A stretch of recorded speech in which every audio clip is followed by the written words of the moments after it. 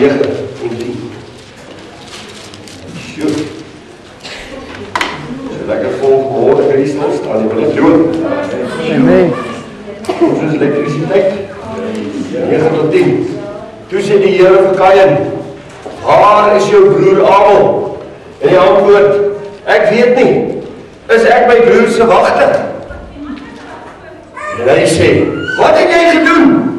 Die stem van die bloed van jou broer roep na my van die aarde af. Daarom sal jy vervloek wees ver van die grond van sy mond, wat sy mond oopgemaak het om die bloed van jou broer uit jou hand te ontvang. As jy die grond bewerk, sal dit sy vermoë aan jou nie meer gee nie. Zwerwer en 'n vlugteling sal jy wees op die aarde. Daarom sê Kain vir die Here, my skuld is te groot om dit te dra. God kom en hy sê, kyk, of hy sê, Kain sê vir die Here, kyk, jy verdryf my nou uit die land uit, en ek het my verberg vir die aangesig, 'n swerwer en 'n vlugteling sal ek op die aarde wees, en elkeen wat my kry, sal my doodslaan, maar die Here sê vir hom, daarom as enigeen Kain doodslaan, sal dit 7voudig gewreek word, en die Here het 'n teken gegee aan Kain, sodat enigeen wat hom kry, hom nie sou doodslaan nie. Toe gaan Kain weg van die aangesig van die Here, en hy het gewoon in die land Nod, aan die ooste kant van Eden. Kom ons gelees Romeine 12 vers 19. Romeine 12 vers 19. Hy sê, moenie julle wreek nie, geliefdes. Raak met sy geliefdes. Moenie julle wreek nie, geliefdes, maar gee plek vir die toorn, want daar is geskrywe aan my, kom die wraak toe. Ek sal vergeld, spreek die Here. As jou vyand aan honger het, gee hom iets om te eet. As hy dors het, gee hom iets om te drink. Want sodoende sal jy op sy hoof vurige kole ophoop. Laat jou nie deur die kwaad oorwin nie, maar oorwin die kwaad deur die goeie. Amen. Dis 'n mooi skrif hierdie. Dis 'n mooi skrif. Maar ek wil hê spesiaal kyk na 19. Moenie julle wreek nie, geliefdes, maar gee plek vir die toorn, want daar is geskrywe aan my, met 'n hoofletter, God, kom die wraak toe. Ek sal vergeld, spreek die Here. Vers 10, vers 28.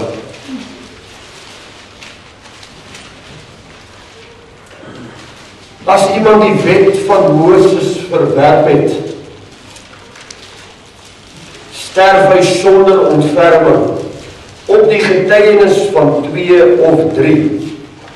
Hoeveel swaarder straf, dink julle, sal hy verdien wat die seun van God vertrap het, en die bloed van die testament, waardeur hy geheilig is, onrein geag, en die gees van genade gesmaad het. Want ons ken hom wat gesê het, my kom die wraak toe, ek sal vergelde, spreek die Here, en weer, die Here sal sy volk oordeel. Vreeslik is dit, om te val in die hande van die lewende God. Maar, ons sê vir die dankie vir die woord vanmorgen eerstens. Die woord is dit wat alles in ons lewe kom doen. Die woord is dit wat vry maak. Die woord is dit wat ons in stand hou. Die woord is dit wat ons regop hou. Die woord is alles vanmorgen. As ons net in die woord kan kom en die woord in ons kan kom. As hierdie vlees net in woord kan verander. Here, dan wat sal jy net nie kan doen op hierdie aarde nie? As ons die vleeslike mens kan aflê en ons kan woordgevulde, nie net hoorders nie, maar daders van die woord word. Here, wat sal ons net nie doen nie? Hoe sal ons Pretoria dit nie omkeer nie? Hoe sal ons die wêreld net nie omkeer nie? My gebed is vanmorgen dat U ons kragtiglik sal versterk deur die Heilige Gees. Here, dat U ons verstand sal open soos die disippels geopen het. Dat ons die woord in die skrif sal verstaan. En dat dit 'n verandering in ons lewe sal bring vanmorgen. Kom leer ons van die Heilige Gees van God, soos net U dit kan doen. Ons dankie dan daarvoor in Jesus naam. Ek bid my sielekrag vanmorgen dat ek niks deur my siel sal spreek nie. Ek bid my vlees vanmorgen in die werke daarvan dat ek niks uit die vlees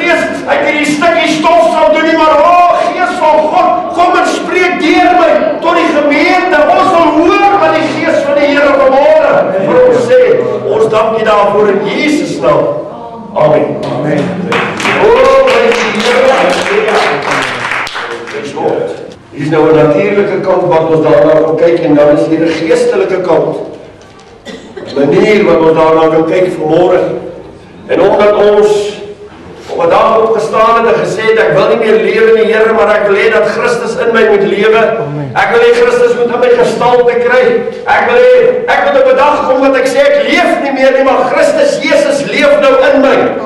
Dit wat ek doen, dis nie meer Japie wat ek doen nie, maar dis Christus in Japie, wat sy hande en sy voete en sy tong en sy mond en sy ore gebruik om dit te doen. Halleluja. Ek wil so 'n stukkie praat oor aborsies. En aborsies, 'n ander naam en definisie vir aborsies is dood voor geboorte. Jy moet skryf. Gaan die baie groot goed gee vanmôre. Dat jy kan kou by die huis. Ou wat jy pen en 'n papier bring nie, hy's verlore man, hy's verlore. Jy's nie geen nie. Jy kan nie alles onthou nie. Jy moet skryf. Hoe wil jy ooit 'n pastoor word? Hoe wil jy ooit 'n pastorina word? Hoe wil jy ooit hier voor staan? Jy kan toch nie altyd in die banke sit nie.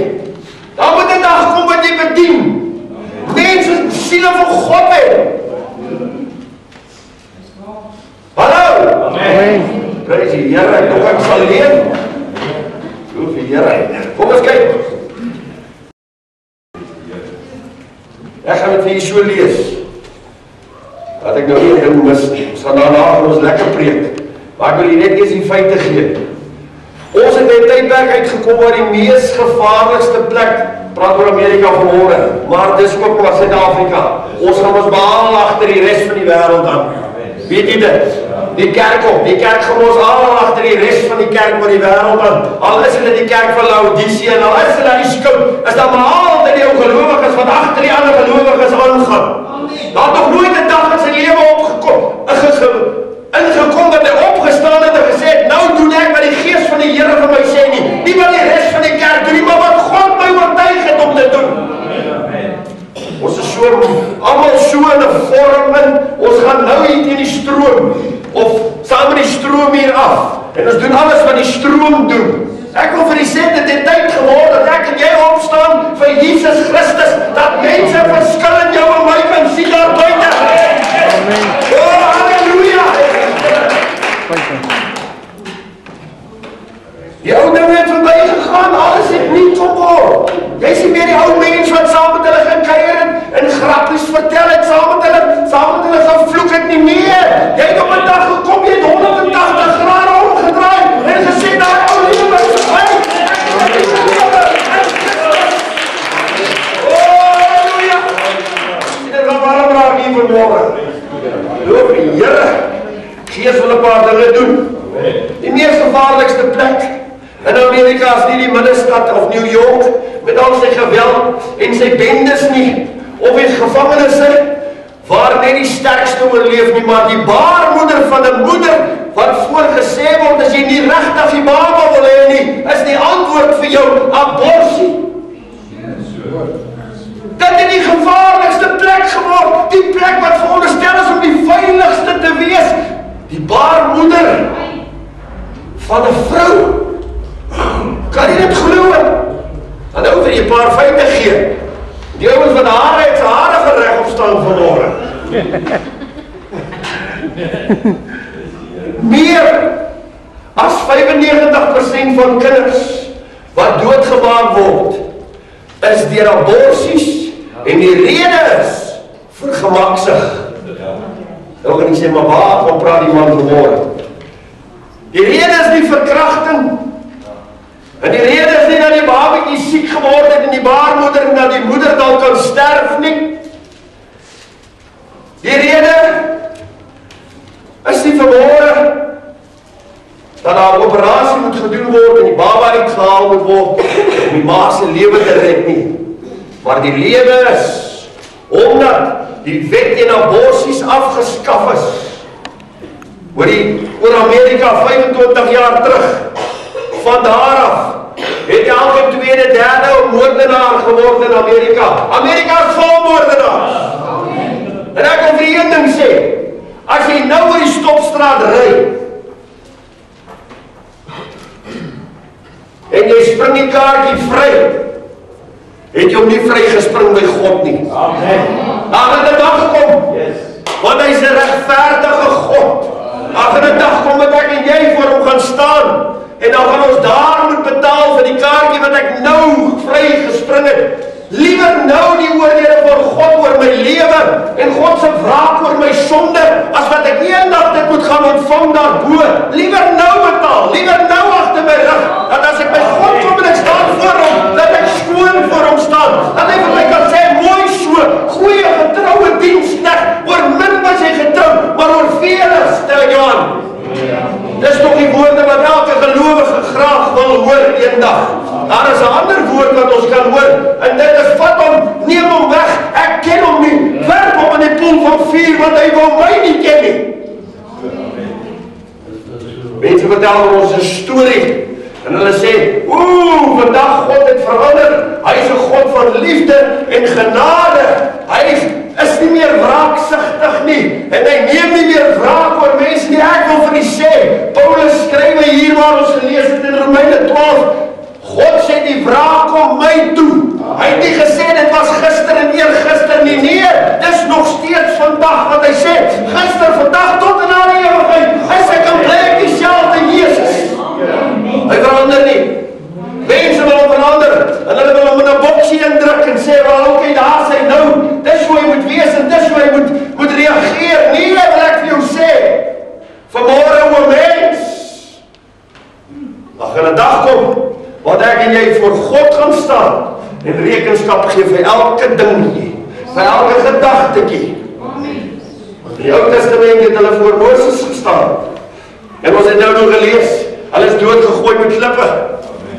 Op die getuienis 2 of 3.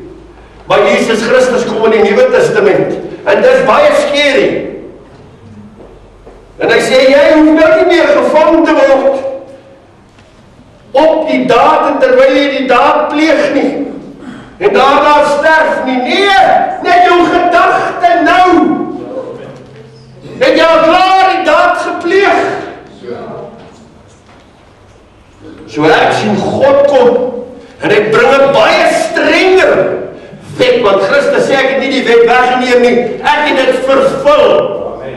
So hy bring 'n baie strenger wet vir jou en my. Nou gaan dit oor gedagtes. My broer en suster, jy moet die gedagtes onder die bloed hou. Glo my vanmôre, moenie sommer net dinge bedink nie. Woord van die Here sê, bedink die dinge wat daar bo is, nie dit wat hier op die aarde aards is nie. Ongelukkig wil hierdie stukkie stof alles bedink wat uit die aarde aards is, want hy sê die aarde aards. Ons moet hom beheer, ons moet oor hom heers. 95% van alle sterftes onder kinders is deur aborsie. Kan jy dit glo? Ons sou graag dit liewer anders wou gehad het vanmôre, maar 95% kinders wat sterf is vermoor.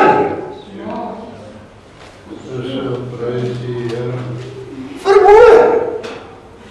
Daar's ander wat dit nog vir eie gewin doen. Ons gaan nou daarna kyk. So skrikkelike goed hier. Wêreldwyd word miljoene ongebore babas doodgemaak elke jaar. In Amerika alleen oor die 32 miljoen babas is doodgemaak in die laaste 21 jaar sedert die wet teen aborsie afgeskaf is. Dis meer mense as wat ons in Suid-Afrika, dis kinders wat hulle doodgemaak het. Iemand gaan vir hierdie goed geoordeel word, glo my. En dit gaan die hele Amerika wees. Ons kyk verder. Heiliglik word meer as 1,5 miljoen per jaar doodgemaak. 1,5 miljoen kinders. Verskriklik. Volgens die Nasionale Reg om te Lewe Instituut is 'n vrou gewoonlik so 40 weke swanger. Met konsepsie is al die karaktereienskappe al klaar daar. Die grootte van die voetjies of die voete, die grootte van of die kleur van die oë, die Alles is klaar bepaal met konsepsie hoe hierdie kind gaan lyk, die kleur van die hare, al hierdie goeders is klaar daar. Net wanneer konsepsie plaasvind. Die babatjie is nog nie eens begin groei nie. Dis net in daai oomblik. Ons kyk. Op 3 weke begin die baba se hartklop en bloedpomp. 3 weke. Meeste vrouens weet nie as hulle swanger tot op 3 weke nie. Op 6 weke het die baba breingolwe wat al gemeet kan word. Met ander woorde, dan begin sy brein al funksioneer. Dis maar 6 weke. Op 7 weke swem die baba al in die sak rond waarin hy is en hy skop ook al. Op 8 weke, 2 maande, begin die baba al sluk. En op 9 weke kan ouers hulle baba dophou deur 'n sonarmasjien. Op 10 tot 11 weke kan die baba al iets wat in haar hande kom, betas en voel. Op 11 weke is die baba se organe aan die werk, alhoewel dit nog so klein is dat dit op 'n mens se voorvinger kan staan. So klein is hy babatjie, kan so op jou vinger staan. Maar hy babatjie is nou al klaar alles wat hy moet hê. Op 14 weke, presies. En op 11 weke het die baba al alles, ooglede, voete, naelsvingers. Op 14 weke pomp die baba se hart al verskeie punte bloed deur die baba se liggaam. Op 18 weke, dis 4,5 maande, is die kind perfek gevorm. En kan die baba al uitgehaal word en in 'n inkubator gesit word en oorlewe. Kan jy dit glo vanmôre? Dis 4,5 maande. Ek wil vanmôre oor iemand praat en ek wil 'n paar goed aan u uitwys dat hulle babatjies, dat hulle aborsies pleeg tot op 5 maande. 4,5 maande lewe hierdie baba al as 'n mens. Maar hulle vermoor hulle tot op 5 maande. God sê, die vraag kom julle nie toe nie, maar as 'n mens hierdie goed hoor en lees, dan voel jy dat jy die gereg in jou eie hande moet neem. Glo my vanmôre. Maar God sê, die vraag kom julle nie toe nie, dit kom my toe. En ek wil vanmôre na voorbeeld kyk wat God gedoen het. En ek wil hier saam met my kyk na dit. Dat hierdie leuen wat die rondte doen, wat mense sê, dat God is 'n God van liefde, genade. En jy maar kan aangaan met jou sondes net soos jy wil, dat ek vanmôre verkeerd bewys. En ek het die bewyse daarvan. En ons gaan daarna kyk vanmôre. Jy moet hierdie goed vir julle vertel. Jy moet hierdie mense te doen. Jy moet kinders te doen, wat 12 en 13 is wat verwagting raak. En dan wil hulle jou babatjie laat doodmaak. Nou gaan jy weet wat ons hulle te sê.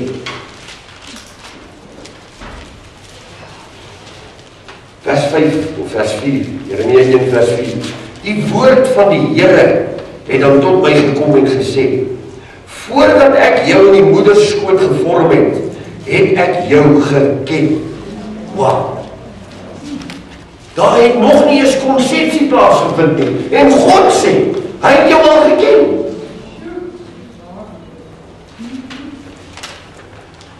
Dan gaan hy verder, hy sê, en voordat jy uit die liggaam voortgekom het ek jou geheilig en ek het jou tot 'n profeet vir die nasies gemaak. Ek wil graag gehad het jy met hierdie lees en sien dat nog voor die babatjie, voor daar konsepsie plaasgevind het God al daardie babatjie by sy naam geroep. Mense vermoor hulle sommer, weet jy dat in China is dit 'n gereg? Ja. Hallo, dis 'n gereg, jy kan dit bestel in die restaurant in China. Ja. Hulle sit 'n fetus binne in jou bord, klaar gemaak.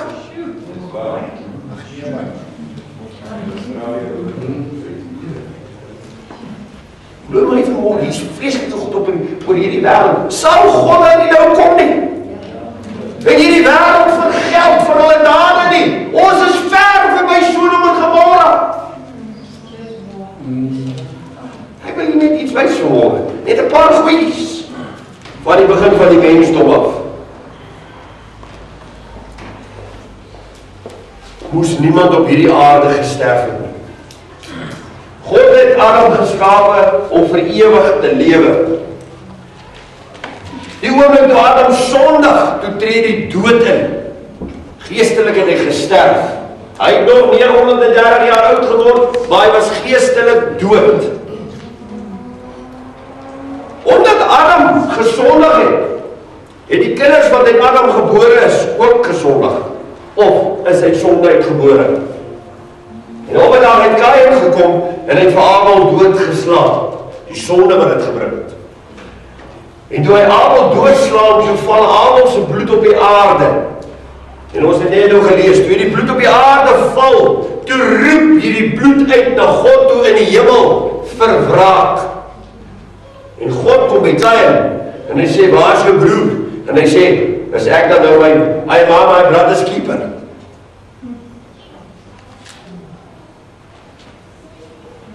En die Here sê, omdat jy dit gedoen het, en ons het nou nog gelees, sal jy vervloek wees vir altyd.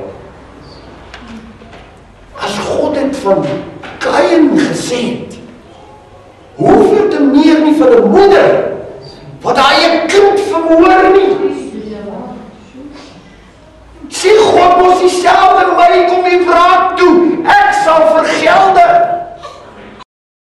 Ek wil vir u sê, die dag het aangebreek. God is besig. Petrus sê so mooi, hy sê die oordeele gaan begin by die huis van God. Die oordeele klaar by die huis van die Here begin. Dis besig oor hierdie hele wêreld. Sal jy sien, daar's pastore, ons het nou die aand het ek daarna gekyk, 'n pastoor wat agter die preekstoel doodgeskiet is. Maar as jy kyk na sy leefstyl en jy kyk wat daai kerk gedoen het, dan sien jy daardie kerk was besig met alles behalwe God. Pizza hande vir die ma, die ma, golf daar vir die ouens om golf te speel. Hulle het tot 'n cruise gehad waar hulle sekere Afrika kosse op die cruise geëet het en al sulke goed. Dit was die hele program vir Maart en April. God sê my kom die wraak toe.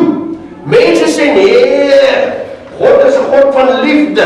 Jesus Christus het nou gekom. Sy genade is nou oorvloedig vir ons almal. Maar Paulus sê, sal ons dit nou nog meer sondig net omdat die genade meer geword het? Nee, stellig nie.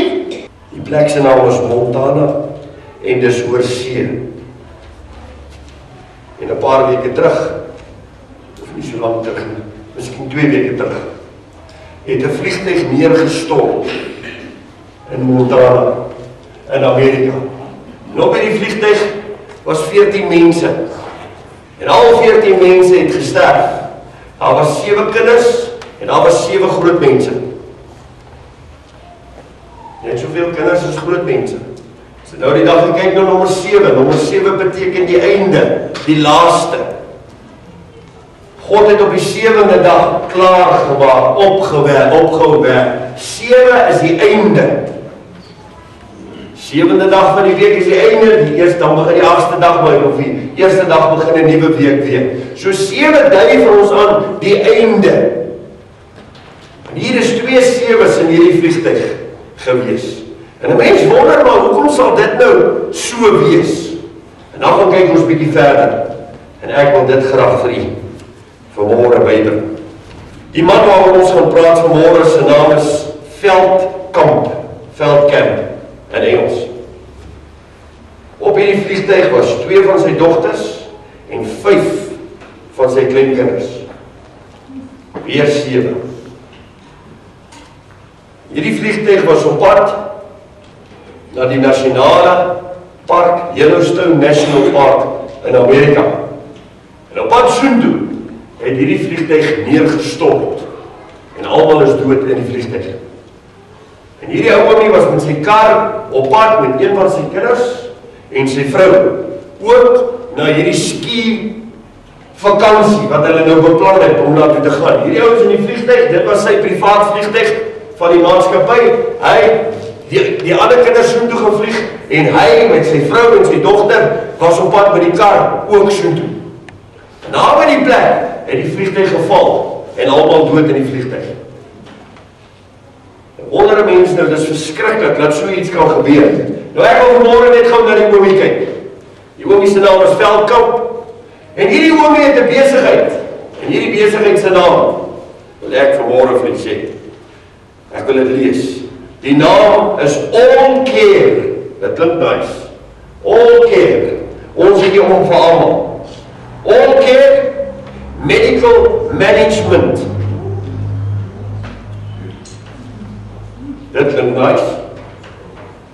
Maar hierdie besigheid het 17 klinieke oor Amerika.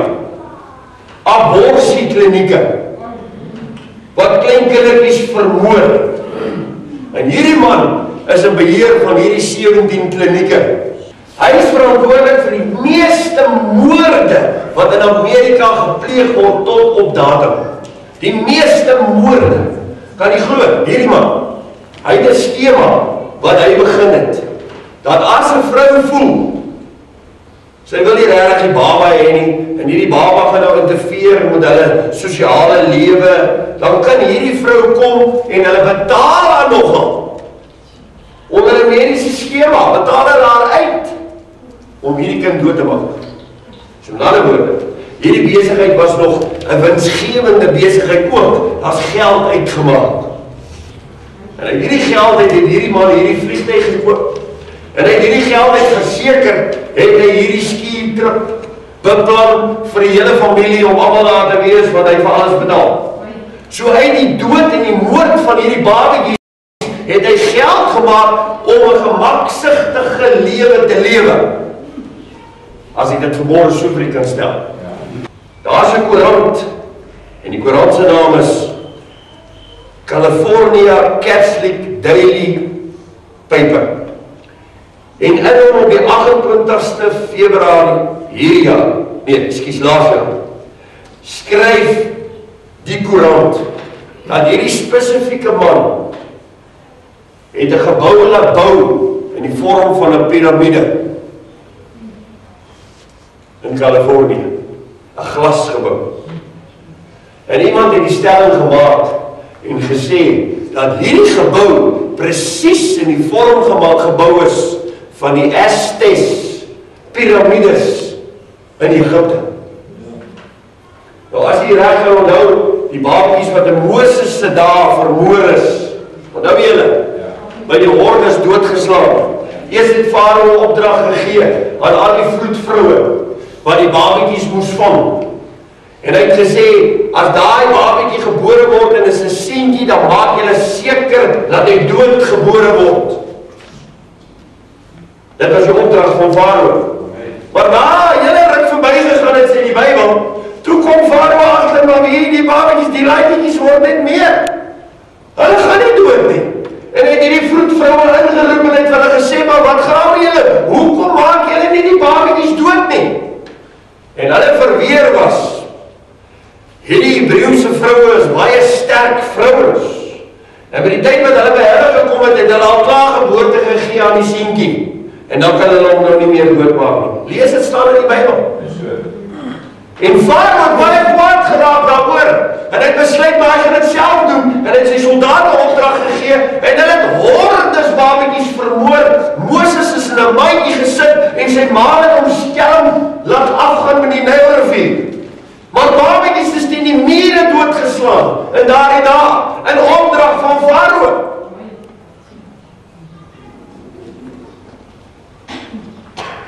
Daar is 'n piramide opgetrek in hierdie vorm, en dit noem hulle die Aztecs piramide. En dit beteken eintlik 'n monument vir al die babas wat gesterf het.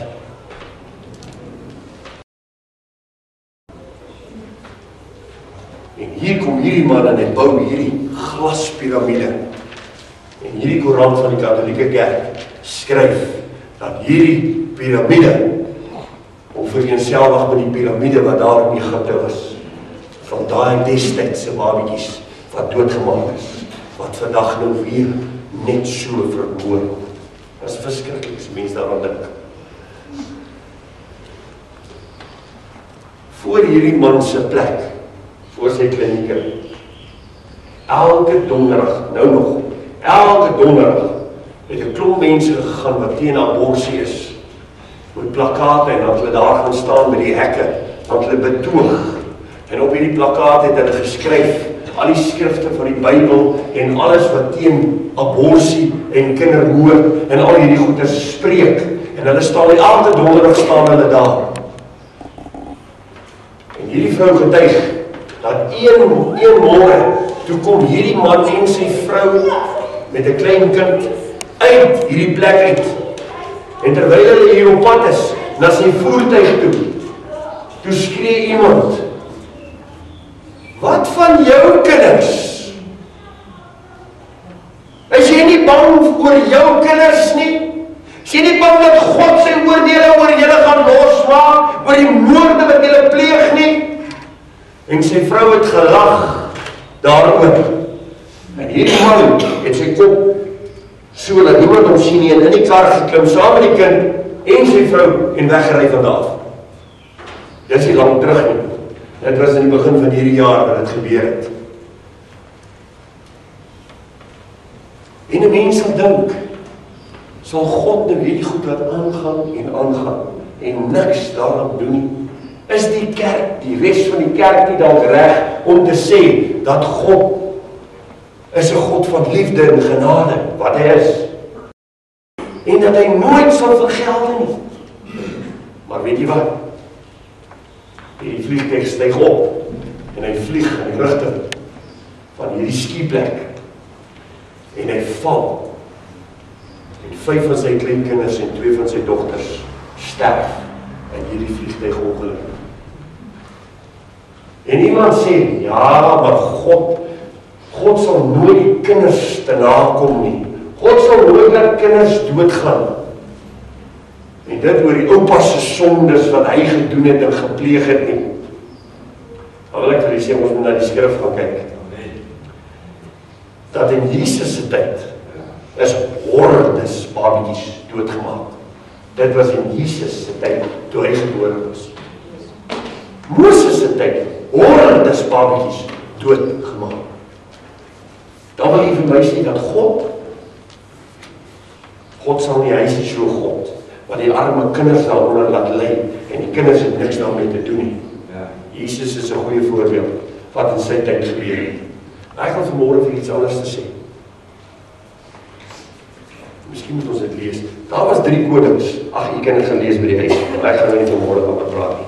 Jy kan lees in 1 Konings 14 vers 10, en 1 Konings 16 vers 2 tot 4, 1 Konings 14 vers 10, en dan die laaste een is 2 Konings 9 vers 6 tot 9. En dan lees jy saam met my asseblief 'n skrifgie. Genesis 42 vers 22. Daarop antwoord Reuben hulle: "Het ek nie vir julle gesê nie, besondig julle nie aan die see nie, maar julle het nie geluister nie. Kyk, so word dan ook sy bloed geëis." Ek vanmôre vir julle sê dat God elke mens op hierdie aarde in die hande gaan kry oor bloed wat gestort word, soos in hierdie geval. Kom ons gaan 'n bietjie verder. Jy kan gelees oor hierdie konings. Dat wat die konings gedoen het en hoe God hulle vergeld het vir die bloed wat hulle gegiet het. Mense wat hulle doodgemaak het. As ons maar net kyk, een van hulle was Agab, en Agab wou 'n stuk grond gehad het van Naam, en sy vrou het gegaan en sy het gereël dat hierdie man doodgemaak word. Naam. En toe vat hulle die grond en die man nou dood is, toe kan die koning Haman, want Naam wou nie die grond aan die koning verkoop nie. Toe maak hulle hom dood, toe vat hulle die stuk grond. Net 'n gewone besigheidstransaksie, dis al wat dit vir hulle was. Dis net 'n gewone besigheidstransaksie vir hierdie man en sy besigheid in Amerika, om al die kinders te vermoor, maar hy word nog verryk daai. Hy kry nog geld ook daarvoor. Dis verskriklik, hierdie goeders. Die vliegtuig wat hierdie 14 lede vervoer het, waarvan 7 die ou man se familielede was, het geval naby 'n katolieke kerk. Nou moet jy mooi luister. Naby 'n katolieke kerk, en hierdie katolieke kerk het 'n begrafplaas. En hierdie begrafplaas se naam is begrafplaas van die ongeborenes. En hierdie vliegtuig het binne in die kant van hierdie begrafplaas daar het hy neergestort en in vlamme opgegaan en almal is dood. As 'n mens nou kyk na hierdie begrafplaas en 'n mens kom daar, dan sê die die Katholieke vir jou, dat hulle hierdie begrafplaas net daar gestel het, met die rede, vir alle babetjies wat nog nie gebore was nie, wat doodgemaak is, en dit is hulle grafte. Met ander woorde, Engels het 'n woord daarvoor, memorial. Met ander woorde, al hierdie kinders wat vermoor is, het hulle hierdie begrafplaas opgestel vir die Katholieke, en hulle stuur gebede op na God toe, vir hierdie kindertjies wat nog nie in die lewe gekom het nie, wat vermoor is. Dis hoekom hierdie begrafplaas daar is. Nogal snaaks, dat hierdie vliegtuig in hierdie begrafplaas moet vasvlieg en in vlamme uitbars, en dat hierdie man wat verantwoordelik is vir al hierdie kinders wat doodgemaak word, dat hierdie man se kinders, hulle is wat sterf in hierdie begrafplaas. Wil jy vir my sê, dis nie God nie, dis God wat sy wraak uitgegiet het op hierdie man. En weet jy wat, terwyl hierdie man daar staan, skryf die koerant, terwyl die man daar staan met sy vrou en een kind wat oorleef het, by die oorblyfsels van sy kinders wat hier in 'n vliegtuigraam uitgebrand het en alles, toe begin die sneeu so saggies val, terwyl hulle saam met die ondersoekmense daar staan om nou uit te vind hoekom het die vliegtuig geval, begin die sneeu so saggies val en bedek al daardie goed onder die sneeu. Ek glo, terwyl die man daar gestaan het, en daardie woorde wat net 'n week terug by sy voor sy hek by sy kliniek vir hom geskree is, wat van jou kinders? Wat gaan jy maak as God jou kinders van jou wegneem? Terwyl jy besig is om ander mense se kinders te vermoor, wat van jou eie? Ek glo, dit was soos donderslag in sy ore, terwyl hy daai môre daar gestaan het, en hy gekyk het na hierdie oorblyfsels van dit, wat eens wat hy, al sy kleinkinders en sy kinders was.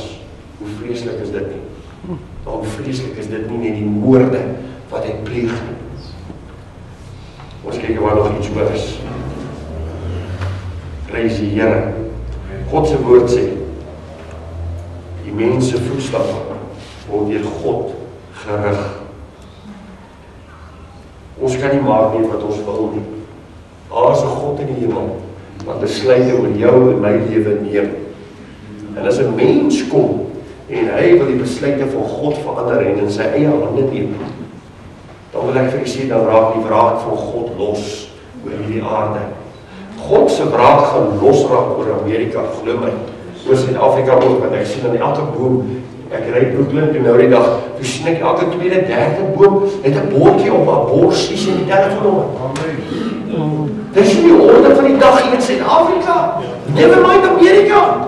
Hier vermoor hulle net soveel kinders. En ek wil die een ding sê,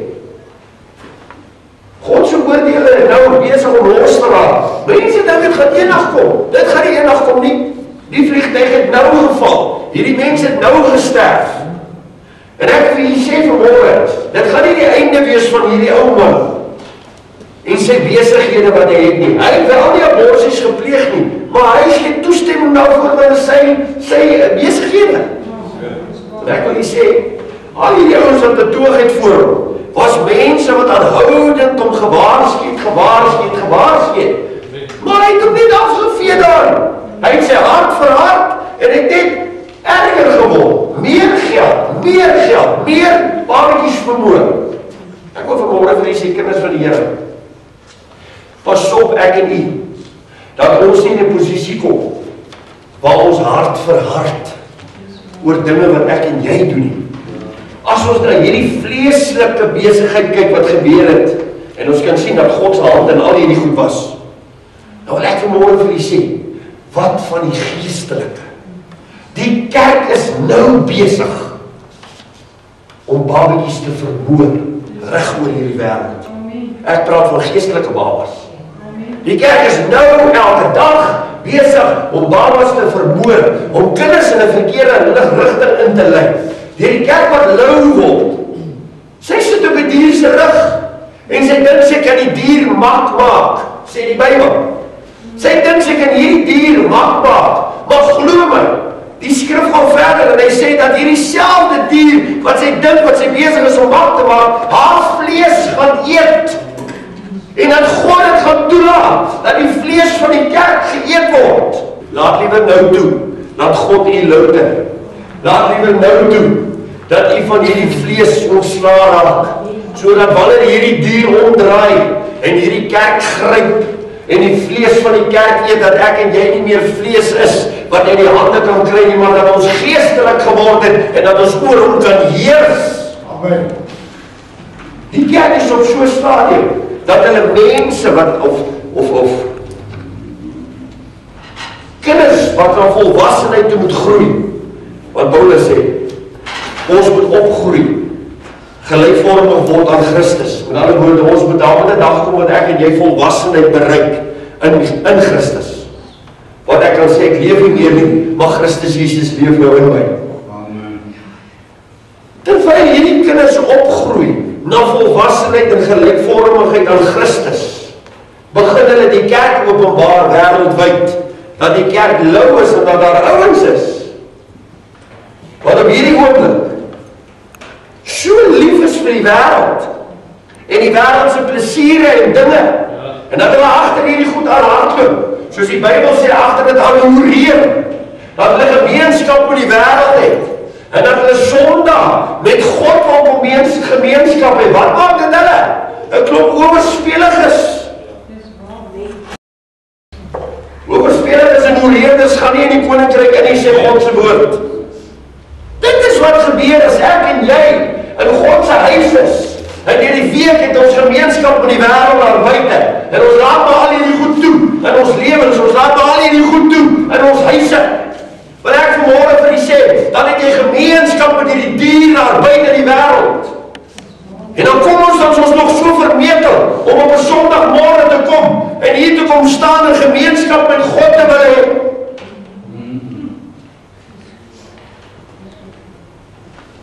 Dit is verskriklik.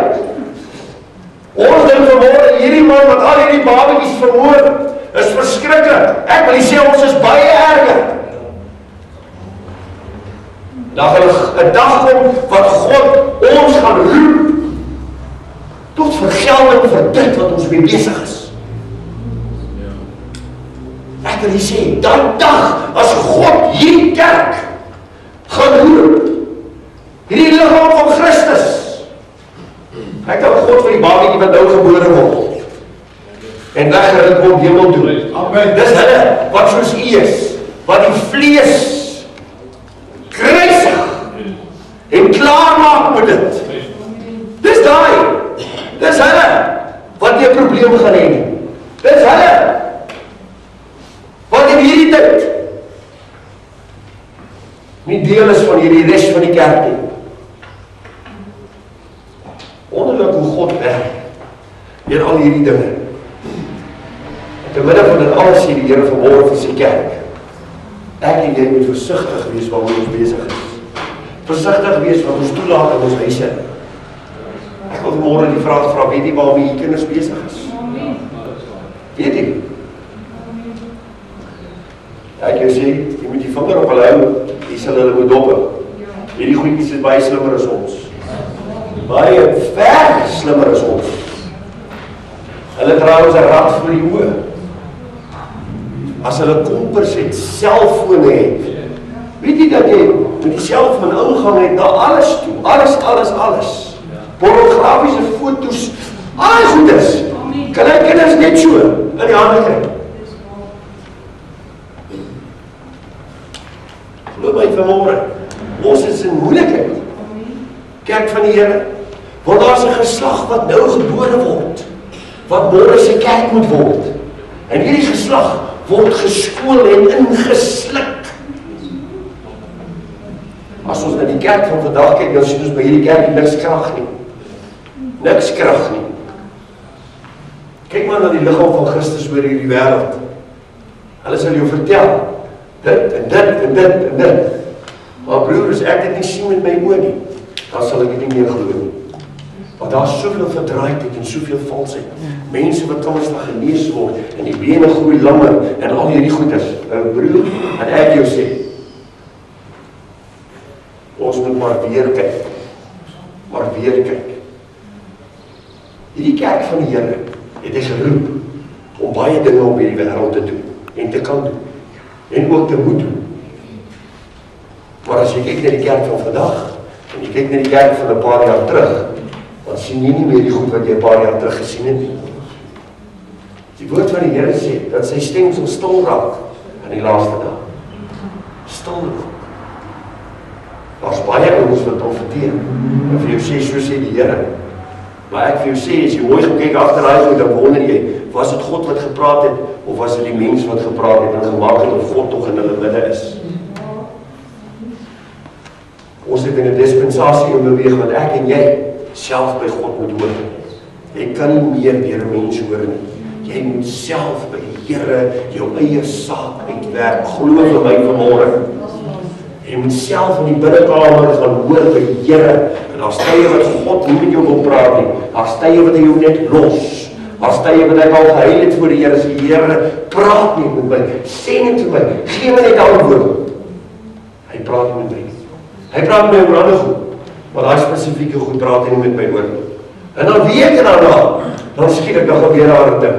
Dan sê ek, Here, was ek so blind dat ek dit nie kon sien nie. Met wie dit al gebeur? Met wie gebeur dit elke dag? Glo vir my, dis die waarheid. God is besig om 'n kerk nou binne in hierdie kerk op te rig wat self behoor. En dit is hierdie ouens wat gebore gaan word nou en weggeruk word hemel toe. Dis hulle wat nou verhouding met God het. Dis hulle wat nou in die hemel gaan kan staan en ook op die aarde kan staan. Glo my, maar dit is mense wat nie meer rus steen en rus op die arm van vlees nie, maar net op God. Hulle oor net op God het. Glo vir my, daar is nie 'n ander manier nie. As jou oor nog vanmôre op jou werk is en jou omstandighede en al daai goed is, glo vir my, jy gaan die bus mis. Ons moet by die Here uitkom soos nog nooit. God se wraak is besig om los te raak oor hierdie aarde. En mense dink, daar kom 'n dag van oordeel eendag. Ek wil vir julle sê, die oordeele van God het nou los geraak oor hierdie wêreld. En jy gaan baie dinge sien en jy gaan baie dinge lees wat in hierdie tyd wat nou kom, gaan gebeur. Dinge van oordeele wat oor hierdie aarde gaan kom. Mense wat gaan verdrink by duisende, miljoene, met vloede. En sulke, dit gaan nou in die orde van die dag wees. Wat is die einde van die tyd het aangebreek. Glo my, en die oordeele van God word losgemaak oor hierdie aarde. As ek en jy nie by die Here gaan bly nie, en hierdie slakkepas gelowige lewe van ons wat ons lyk partytjie een kant toe gaan skuif en 'n gehoorsaamheid, volle gehoorsaamheid aan God 'n oorgawe gaan maak. Ek is so bly, daar's mense wat groei. Mense kan hulle soms sien.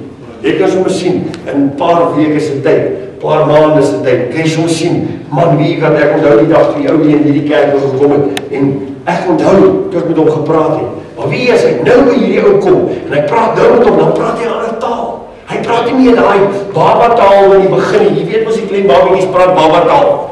Maar hy begin opgroei, gelykvormig geword met Christus. Hy het Christus se kans gegee om gestalte te kry in hom. En sy spraak het verander.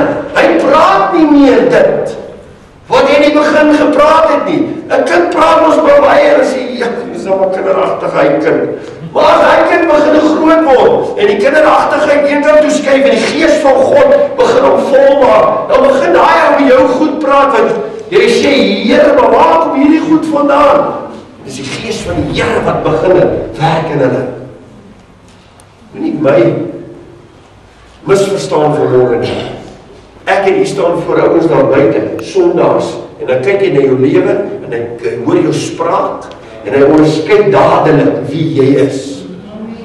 Jou eie ouens in die kerk kan jy onderskei nie, maar glo vir my, daai ou daar buite kyk jou net so vinnig deur en dan weet hy presies wie jy is. God se woord sê ek en jy moet anders lyk as die res van die wêreld. Ons moet anders wees as die res van die wêreld. Met ander woorde, ek kuier nie saam met hom. Ek gaan verantwoordelik doen vir elke woord en elke gedagte en elke ou grappie wat ek saam met hulle vertel en saam met hulle praat. Gaan God ons almal verantwoordelik hou daarvoor. Daar gaan 'n dag kom as dit nie nou is nie. Glo my, jy ry nou oor die stopstraat. Kry liewer nou die boete. Word liewer nou geoordeel. Moenie dit wegsteek vir die dag wanneer God kom nie. Want op daai dag, as hy kom, gaan daar geen verskoning wees nie. Daar gaan nie omdraai vir jou wees nie. Daar gaan jy nou maar pleit. Die Bybel sê daai dag gaan 'n geween en 'n geknars van tande wees, soos nog nooit gehoor is in hierdie wêreld nie. Ek weet, baie van die ouens kyk so, die leerlinge het altyd gesê, en julle wat die tande het nie, julle sal gaan supply. Maar glo my vanmôre, wat ek vir julle sê, daar gaan 'n dag wees, wat daar 'n geween en 'n geknars van tande gaan wees. Dit gaan iets verskrikliks wees. En dit gaan nie in die hel wees nie. Dis daai dag van oordeel van God. En ons staan voor hom as mens en ons moet rekenskap gee van ons lewe wat verby is. My gebed vir hierdie Veldkamp is dat daar 'n dag sal aanbreek wat die Here sy hart sal versag, wat hy belydenis voor God sal doen vir al die moorde wat hy gepleeg het, en dat hy al die klinieke sal toemaak, en dat hy die klinieke en kerke sal verander, of in plekke sal verander vir moeders om hulle aan te moedig om nie hulle kinders te laat doodmaak nie. Voordat ek vir u sê, as ons tog bid tog net saam met my, dat die Here in Veldkamp se hart sal werk, dat hy waaragtig tot bekering sal kom en sal ophou met daardie moorde wat hy pleeg. Jy moenie sleg praat van jou broer nie. Maak nie saak hoe kwaad is jy vir hom nie. Maak nie saak hoe kwaad is jy vir jou suster nie. Want jy is besig om hom dood te maak, jy is besig om haar dood te maak, jy soek haar op 'n dag in die kerk, en sy is nie meer daar nie, en dan jy nog vermetelheid om te sê, ek wonder waar is die suster? Wat is jou negatiewe spraak? Wat die suster vermoor het, dat sy geestelik nie meer voel, sy kan aangaan om God te dien. Ek wil dit vanmôre vir u sê, elke een wat hier sit is 'n gesalfde van die Here. Moenie dit waag om jou mond oop te maak of uit te spoel teenoor hom of haar nie. As jy iets te sê het, gaan sê dit vir hom. Gaan sê dit vir haar. Dis hoe jy die vyand verslaan, dis hoe jy hom oorwin. Jy oorwin hom nie deur agteraf te wees nie, want dan is dit sy vrug wat jy dra. Soos wat daar 'n dag aangebreek het vir hierdie man, sy kinders wat verongeluk het in hierdie begrafplaas, hierdie selfde begrafplaas wat opgerig is vir babietjies wat doodgemaak word, hier verongeluk hulle net daar, sodat God kan wys, hy het sy hand daarin gehad. Dit was sy wraak wat oor hulle gekom het. Moenie laat God se wraak oor u en my kom, omdat ons dinge te sê het oor ander mense nie. Dit is vir my af regdeur. Dit is so maklik om iets oor iemand te sê. Ek wil vir u sê, hierdie ou kan sy goed bely en God vergewe hom in een oomblik, want toe die moordenaar langs hom op die kruis hang en hy sê, dink aan my in hierdie dag, toe vergewe die Here hom in een oomblik. Maar wat van jou en my, wat gelowig is, wat van beter weet? Hoeveel te meer sal jou en my straf net nie voor God wees nie. Hou op negatief praat. Jy maak mense dood. Praat positief. Vrouens praat negatief oor hulle mans. Jy's besig om nie net jou huwelik dood te praat nie, jy's besig om jou man te vermoor. Die man sy vrou. Dink daaraan. Dit is verskriklik. Jy dink nie dit is so nie. Maar as jy in die gees ingaan, waar Christus gesê het, ons moet in die geestelike uitkom. As jy net 'n verkeerde gedagte teenoor jou vrou het, is dit 'n messteek, 'n dolksteek wat jy waar gee. Het jy hoe lank vat dit vir hom genees, om gesond te word van dit? Sy weet dit nie eers.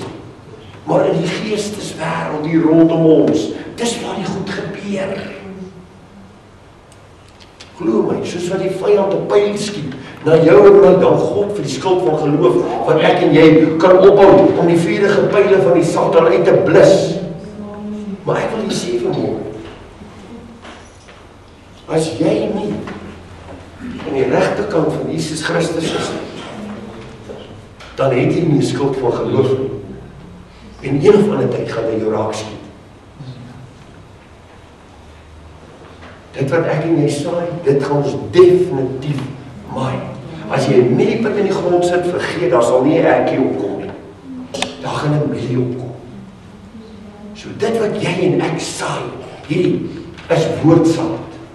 Dit wat ek en jy saai, dit maak dood of dit maak lewendig. Hou op dood oor jouself spreek. Jy ou raak om sê, ek voel so verskriklik vanmôre, heerlik, ek wil doodgaan, ek dink ek moet gaan lê, of ek moet by die dokter uitkom.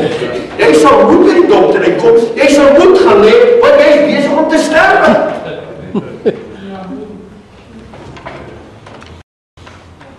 Jy vra dit. God sê, vra wie jou sal gegee word. En Petrus sê, laat julle woorde wees, asof gebede na die Here toe. Te alle tye. So waarvoor bid jy? Ek wil in die bed gaan lê. Jy gaan in die bed lê. Jy bid dit dan. Hoor jy wat ek vir julle sê? Dit is so maklik om jou mensie uit te druk en iemand 'n steek te gee. En jy dink jy so oulik, daai oomblik. Maar weet jy wat? Hy dink jy inhaal. Hy dink jy inhaal. Jy kan nie meer bid nie. Jou geestelike lewe gaan net afwaartse, soos hierdie vliegtuig afwaartse gaan en totdat hy ontplof het in hy begrafplaas. Dis hoe jou geestelike lewe en my geestelike lewe gaan word. As ons nie ophou met hierdie goed nie.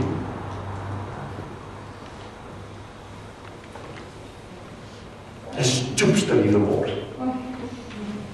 Want dis baie wat skuldig is. Glo my. Glo my. Dis so maklik om uit jou beerdheid te praat. Wanneer iemand naby is, hou op daarmee. Dit is so maklik om oor die onderwyser. Die kind kom by die huis en hy sê, onderwyser het my nou by die hoekie laat staan vandag. Dadelik sê maar iets. Dadelik. Wie dink hy, wie is hy? Ek sal hom uitsorteer. Dadelik sê jy iets. In steede van die voorbeeld te stel as 'n gelowige moeder, om te sê, my kind, kom ons bid vir. Want God sal sy hart verander. Maar ons dadelik die swaar trek. Jy sê, waar is hy? Waar is hy? Hy weet nie met wie hy te doen nie. Jy weet nie met wie jy te doen nie. Want jy is veronderstel om 'n kind van God te wees. Jy is veronderstel om 'n swaar te trek. En enige iemand anders nie. Ons het net jou gelees. Jy moet tot jou vyande kos gee. Jou vyande. Dis nie jou medebroers, medegelowiges nie. Jou vyande moet jy kos gee. Vriendelik wees, liefde gee. Hoekom? Want dit veroorsaak vurige kole bo by ou se kop. Hy gister het, hy weet jy sy vyand. Hy weet jy hou nie van hom nie. En nou begin jy goed doen aan hom. Ou broer, hy slaap nie in die nag nie, glo my. Glo my. Hy kan nie verstaan wat gaan nou met jou aan nie. Hy wil hê jy moet hom haat. En jy waarskynlik haat jy hom nie meer nie. Jy gee hom nou liefde. Ek wil mooi praat met jy vanmôre. Hou op om aborsies te pleeg. Dis baie keer gelowiges hier onder ons wat verwagtend is. Met 'n verwagting. Hy het 'n verwagting. Die Here gaan vir my werk gee. Hoe die Here gaan vir my 'n plan maak. God gaan vir my deurloop maak. En dan praat hy met jou daaroor. Dan skiet jy hom net so en sê vir hom: "Nee, my broer, ek weet nou nie so mooi nie. As ek na jou storie luister, dan weet ek nie of jy 'n ander werk gaan kry. Wat het jy nou net gedoen? Jy het nou net daai kind verhoor. Daai verwagting wat hy gehad het, dat daar iets goed in sy lewe gaan gebeur. Kom jy en jy gooi net so water oor 'n ou vuurtjie wat so, jou vlaggetjie wat so brand. Wat het jy gedoen? Jy het aborsie gepleeg. Ek wil sê vanmôre, kerk van die Here, as Christus gekom het en het gesê, julle gedagtes hoor niemand anders nie. Dit word hardop in die hemel uitgeroep. Ek praat van gedagtes wat nie jou man, niemand van weet nie. Dat God kom en hy sê, vir jou gedagtes gaan nou baie erger geoordeel word as wat 'n ou geoordeel is wat die daad gepleeg het. Jou gedagte. My broers, susters, dan moet hierdie kerk hulle self rigties regkry. Regtig, glo vir my vanmôre. As jy dit nie gaan doen nie, glo my, nie ver nie val die vliegtuig net soos wat hierdie ou se vliegtuig geval het. En jy mag 'n crash landing. En dit sal God se genade wees as jy lewendig daar uitkom. So hou op om dit te doen. Kom ons dien die Here. God se koms is so naby. Hou op om sleg te praat. Hou op om negatief te praat. Spreek lewe. Iemand vir jou sê, hy is siek, sê kom, ons bid, ons spreek lewe oor jou. Hy siek is sommer nonsens. Dis die duiwel wat dit oor jou wil bring. Kom ons verander ons spraak, julle ouens. Ek vra mooi. Ek sluit af. Ek wil nog baie hier gepraat het oor al die goed. Nou moet jy baie mooi luister. En ek gaan die vraag of die antwoord ja of nee is. 'n Pastoor en sy vrou is baie arm. Hulle het al reeds 14 kinders. En nou vind sy uit, sy is weer swanger met die 15e een. Hulle het nie eens elke dag behoorlik kos nie. As ons hierna kyk, sal die aanbeveel dat sy mag gaan vir 'n aborsie. Wie sê ja? Hierdie arme 14 kinders, julle ouens. 14 kinders is nie eens kos vir die goedjies nie. Hulle skree die aand, skree hulle self in die slaap as die kos nie. Die sê alweer pregnant. Dit is so maklik. Nee. Ok, ons draai hierdie. Die pa is baie siek. En die moeder het TB. En hulle het 4 kinders. Die eerste is blind. Daai het al een gesterf. Die tweede een is doof. Die derde een het TB. En die vierde een is gebrekkig. En nou self weer verwagting. Nou wonder ek wat sal hierdie ene wees. Nee. Hy kan ook blind wees. Hy kan ook gebrekkig, hy kan ook 'n mongooltjie wees.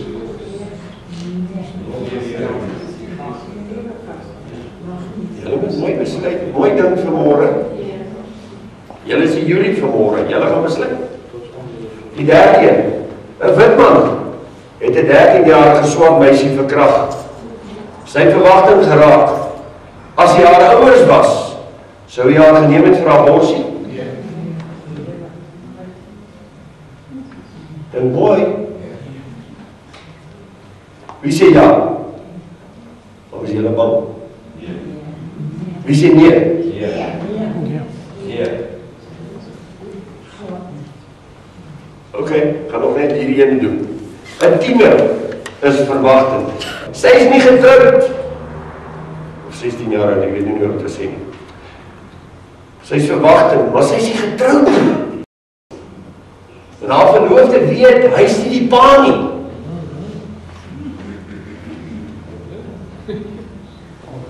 En hy stilletjies besluit, kyk, hy gaan 'n kraak maak. Want hy gaan die ander man se kind groot maak.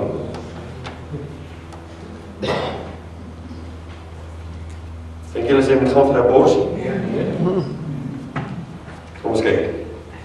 As hy ja gesê het vir die eerste een, die pastoor en sy vrou, met al hy kinders, as hy ja gesê het, en daai kind is vermoor, dat hy nou net vir John Wesley, een van die grootste evangeliste wat daar in die wêreld was, vermoor. Halleluja! Kom ons kyk na nommer 2. Nommer 2, waar die pa baie siek is, en die moeder het TB, en die kinders is blind, en al die tweede een is Ludwig van Beethoven, wat gebore is. Die sou vir Ludwig van Beethoven vermoor het. In Amerika sou gesê, ja, gaan, hulle gee nog geld ook as jy gaan. Hulle doen dit nou in Suid-Afrika. Die derde een wat ons nou gekyk het, die wit man, wat die 13-jarige swart meisietjie verkragt. Hierdie ou se naam wat gebore is Ethel Waters, miskien kan jy hom onthou, 'n groot swart gospelsanger wat oral saam met Billy Graham op al sy uitreikingsveldtogte gesing het. As hy vir die 4de geval ja gesê het, onthou jy die tiener vroukie wat verwagting geraak het van 'n ander man? En hierdie verloofde van haar wou gelos het. As hy ja gesê het vir daardie een se aborsie, het hy Jesus Christus vermoor. Prys God.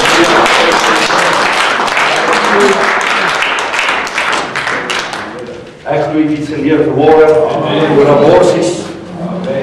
En ek weet die Here praat. God praat nooit. Maar daar is so probleme ergens in die familie nie. So ergens in die familie is 'n probleem. En die Here sê vanmorgen, nee.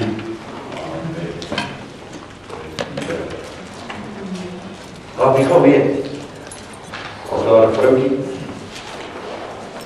na dogter het swanger geraak. Sy was op onder die ware.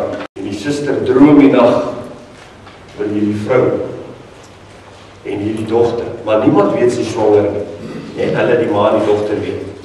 Maar die suster droom die nag. Dis net bloed oral om hierdie kind. En sy swanger, wat ook al. Nou ja, die suster gaan en sy gaan praat met hulle en sy waarsku hulle. Ek gee nog die Sondagmôre preek oor aborsies. Jy nie geweet nie, die Gees van die Here het my so gelei. Gee 'n preek oor aborsies. Suster gaan praat met hulle. Hulle maak hulle niks weet nie. En agteraf gaan hulle. En hulle gaan reële aborsie vra. Die dokter, dus dit was op 'n vroeë stadium, blykbaar van pille gegee of wat ook al. Nou ja. Toe vermoor hulle die babietjie. Belang daarna. Een aand in die bid hier. Toe praat die Here in die bid hier. Sê, jy sit hier en jy het jou kind vermoor. En God sê, jy moet dit bely.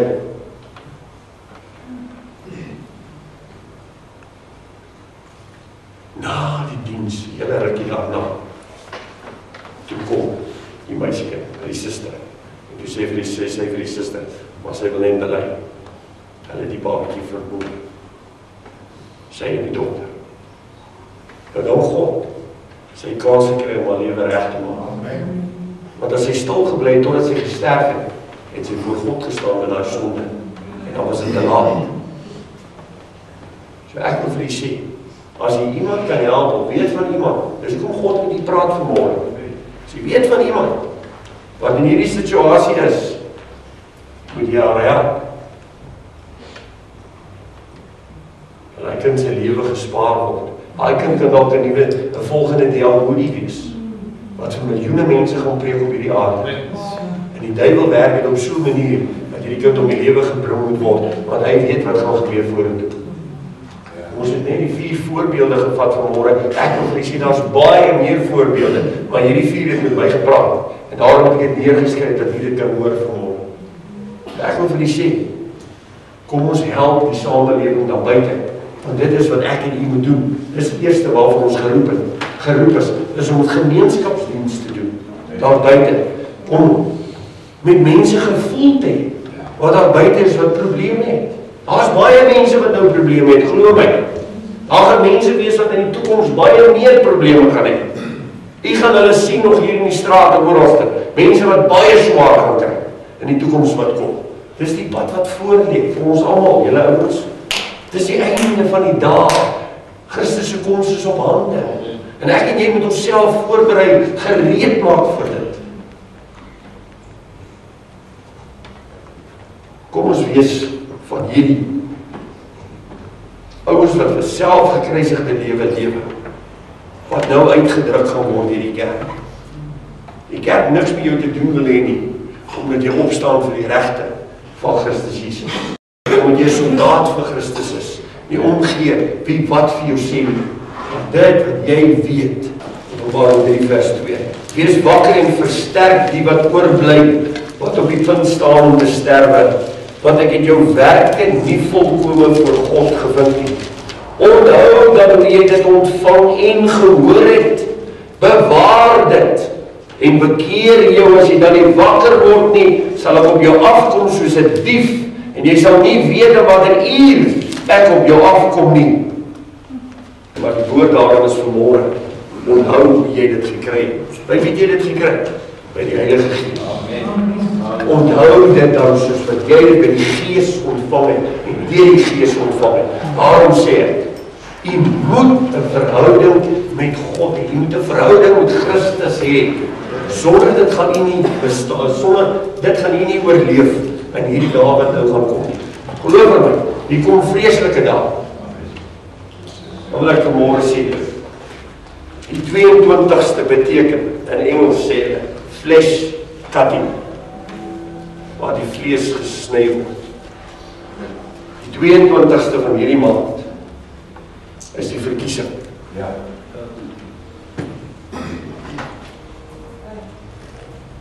So ek wil net vir die sê, let op, God het vir ons wysheid gegee.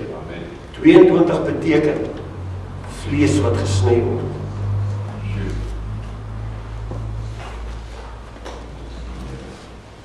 Wees waaksaam, bid soos nog nooit. Geloof my, bid.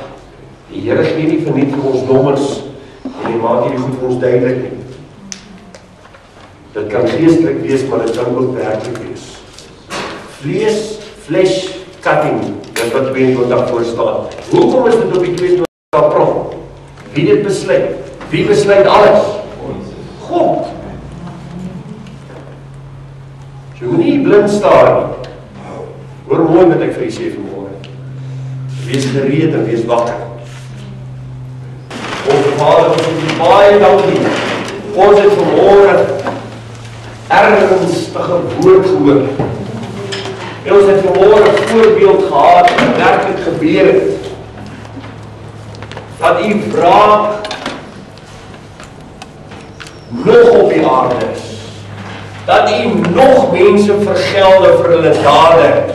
Al is daar kerke wat preek dat u 'n God van liefde en genade is, het u nog altyd onskuldige bloed wat gegiet is. Het u nog altyd die ouens wat dit gedoen het, daarna gestraf daarin. Anders sou u nie God wees nie. Want u is 'n God van oordeele, ook 'n God van liefde. Dis die twee pilare waarop die hele godheid gebou is. So liefde en genade aan die een kant en die oordeele aan die ander kant. Vader, ons weet, die skrif sê, die oordeele begin by die huis van die Here. En ons weet, as dit hier begin, hoe erg gaan dit net nie wees, as dit by die wêreld uitkom nie. Ek weet my ma, sy het my begin slaan so, as sy my in die hoek vasgekeer het. Joeg, hoe meer sy my geslaan het, hoe erger het sy geword. Alle harder geslaan, Abraham geskreeuw soos sy geslaan het. Vader, as my ma dan so was, dan wonder ek wat gaan gebeur, as u begin slaan, in u eie huis. Hoe erg gaan dit net nie wees, by die tyd wat u daar buite by die sondaars aankom. My God, my gebed is vanmôre, dat u ons sal help. Dat u ons wat in die kerk is, help die hele kerk, Here, maar help hierdie ouens, wat regtig ware offer gebring het, wat hulle self oorgegee het en gesê het, ek wil niks meer uit myself doen nie, ek wil net die wil van die Vader in my lewe doen. Help ons om staande te kan bly, Here, wat ek sien as ons net kan bly staan, u doen die res.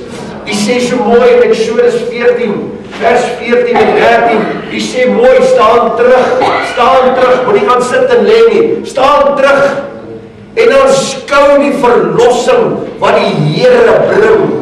En ek wil vanmôre vir die kerk sê, staan vas dan, julle lendene omgord met die waarheid, met die borswapen van die geregtigheid dan vanmôre, die helm van verlossing, vir julle gedagtes, dat die gedagtes op God gerig sal wees, met die swaard in julle regterhand, waarmee julle die duiwel kan uitwis, en vir ons sê, daar staan geskrywe, met die skrif van verwoord, en julle linkerhand, wat julle sê, vierige pijle, en die Christus, en die spoede van die geregtigheid van die evangelie. Halleluja! Prys God, die gordel van die waarheid. Here, dat ons ook, soos wat u sê, hier is die weg, die waarheid en die lewe, dat ons op hierdie weg kan bly wandel. in die waarheid, sodat ons vir ewig kan lewe. Dis my gebed vanmôre vir elkeen in hierdie kerk. Here, ons het 'n les geleer vanmôre. Die natuurlike aborsies, maar Here, daai geestelike kant. Dis hierdie geestelike kant wat ons bekommernis is vanmôre, Vader. Hoeveel keer het ons nie al iemand vermoor met iets wat ons gesê het oor dit? En ek wil vanmôre bid namens elkeen wat hier staan. En ek steek my hande op, Here, want ek is ook baie keer skuldig daaraan vanmôre. En ek sê, Here, die Heilige Gees het my uitgeklee in hierdie môre. En ek bely vanmôre elke woord wat ek gesê het of gespreek het, wat ek nie moes gesê het, nie mag gesê het, wat die hartseer gemaak het, wat die ontevrede gemaak het. Here, want ek sê liewerster bely ek nou, dat ek nog kan keer voor die wraak oor my kom, voor die my tigtig, want die tigtig, diegene wat die lief het. Ek vra vanmôre, vergewe ons in Jesus naam al ons ongeregtighede. En ek dank U, Here, dat U ons help. Ek wil nou bid, o Heilige Gees van God, sit 'n toom aan ons tonge. En wanneer U sien dat ons die verkeerde dinge wil sê, trek dit daar die toom, Here. Hou ons terug van die verkeerde woorde. Dis my gebed in die naam van Jesus vanmôre, dat ons net lewe sal spreek. Want U het gesê, U het gekom dat ons kan lewe en oorvloed kan hê. Want daardie oorvloed kan net kom wanneer ons die regte lewe spreek. So help ons om lewe te spreek op die plekke waar U wil ons moet doen. Ons dank U in Jesus naam. Ek wil bid vanmôre vir elkeen wat hier is, dat as iemand by hom kom en hy praat 'n slegte ding, dat hy dadelik hom sal bestraf in die naam van die Here. Sodat soos die woord sê, sy broer of sy suster daardeur gered kan word. Dat ons klaar sal maak met hierdie ellendige lewe wat ons in gelewe het. En dat ons van nou af in die seëninge van God kan beweeg. Dis my gebed. Ek dank U daarvoor in Jesus naam. Amen.